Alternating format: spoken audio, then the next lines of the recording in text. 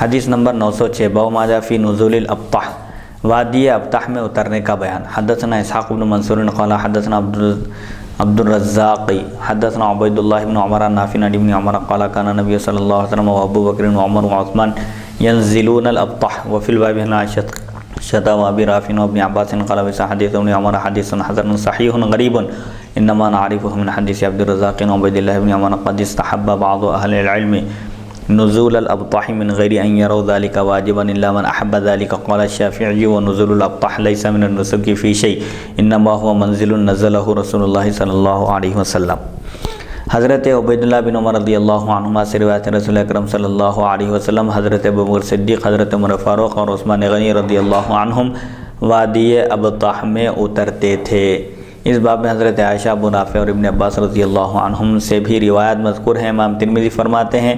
ابن عمر رضی اللہ عنہما کی حدیث حسن غریب ہے، ہم اسے عبد الرزاق کی روایت سے پہچانتے ہیں۔ بعض علماء کے نزدیک وادی ابطح میں اترنا مستحب ہے، فرض یا واجب نہیں، اور نہ ہی مناسک حج میں شامل ہے، واجب نہیں ہے، جو چاہے اترے۔ اگر کوئی اتباع سنت میں اترنا چاہے تو اتر سکتا ہے، لیکن اترنا فرض یا واجب نہیں ہے اور نہ ہی حج کے ارکان کا جز۔ امام شافعی فرماتے ہیں وادی ابطح میں اترنا حج کے افعال میں سے نہیں ہے، حج کے جو مناسک ہیں، جو افعال ہیں، ان میں وادی ابطح میں اترنا نہیں ہے، بس وہ ایک مقام ہے جہاں نبی کریم صلی اللہ علیہ وسلم قیام کرتے تھے، اترتے تھے۔ اتباع سنت میں کوئی اترنا چاہے تو اتر سکتا ہے، لیکن کوئی اگر نہ اترے تو اس پر لعن طعن اور ملامت نہیں کرنا چاہیے، بس اتباع سنت میں کوئی اترنا چاہے تو اتر سکتا ہے،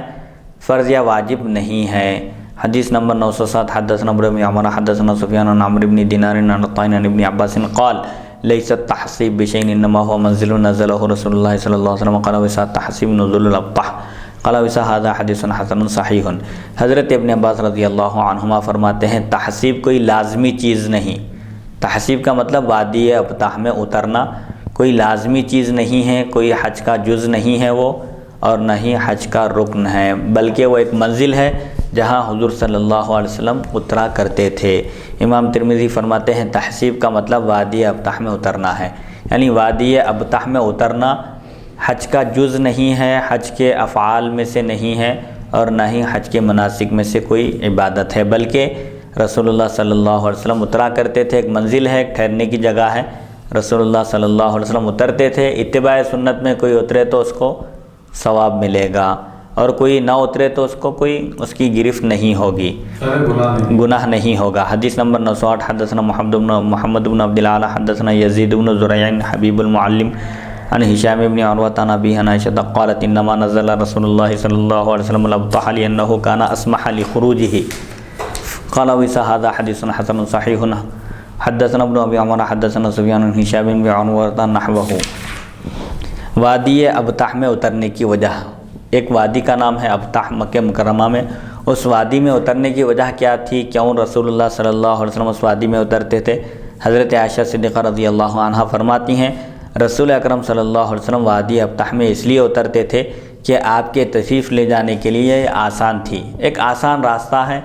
مکہ مکرمہ میں داخل ہونے کے لیے، اس لیے حضور صلی اللہ علیہ وسلم اس وادی میں اترتے تھے۔ اب حسب سہولت مختلف راستے ہیں کسی جگہ جانے کے، تو جو راستہ ظاہر بات ہے سہولت والا ہوگا، شارٹ کٹ ہوگا یا چلنے کے لیے بہتر ہوگا، آدمی اس راستے کو اختیار کرے گا۔ تو رسول اللہ صلی اللہ علیہ وسلم وادی ابطح میں اس لیے اترتے تھے کہ یہ تشریف لے جانے کے لیے آپ کے یہ آسان تھی، بالکل آسانی سے وہاں سے نکلا جا سکتا تھا۔ یہ حدیث حسن صحیح ہے۔ امام ترمذی فرماتے ہیں حدیث حسن صحیح ہے۔ ابن ابی عمر نے بواسطہ سفیان ہشام بن عروہ اس کے ہم معنی روایت نقل کی ہے۔